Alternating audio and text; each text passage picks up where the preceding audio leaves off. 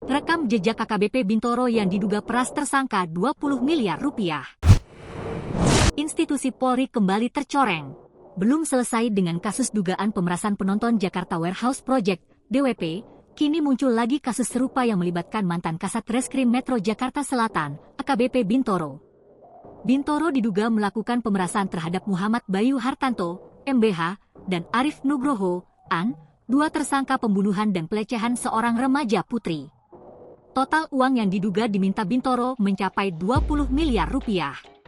Tak terima dengan perlakuan Bintoro, MBH dan AN akhirnya mengajukan gugatan ke Pengadilan Negeri PN Jakarta Selatan. Tak hanya Bintoro, mereka juga menggugat AKP Mariana dan AKP Ahmad Zakaria, menuntut pengembalian uang senilai 1,6 miliar rupiah yang telah mereka serahkan. Siapa AKBP Bintoro? Bintoro, alumni Akademi Kepolisian, Akpol, tahun 2004, merupakan perwira menengah, Pamen, yang meniti karir di wilayah hukum Polda Metro Jaya.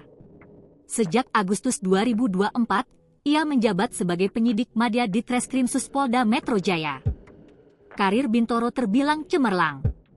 Ia pernah menjabat sebagai Kasat Reskrim Polresta Depok pada tahun 2018, Kanit 2 Subdit Ditreskrimsus Polda Metro Jaya di tahun yang sama, dan akhirnya diangkat sebagai Kasat Reskrim Polres Jakarta Selatan pada tahun 2023. Sebagai Kasat Reskrim Polres Jaksel, Bintoro menangani sejumlah kasus besar, termasuk dugaan penggelapan uang yang melibatkan suami Bunga Citra Lestari, BCL, Tiko Aryawardana, senilai 6,9 miliar rupiah. Ia juga berhasil mengungkap kasus pembunuhan 4 orang anak di Jagakarsa, Jakarta Selatan, oleh ayah kandung mereka sendiri, Panca Darmansyah. Puncak karir Bintoro adalah saat ia mengungkap kasus pembunuhan seorang remaja putri inisial AP, yang dilakukan oleh MBH dan AN. Remaja tersebut tewas karena dicekoki narkoba hingga mengalami kejang-kejang. Download Tribun X sekarang, menghadirkan lokal menjadi Indonesia.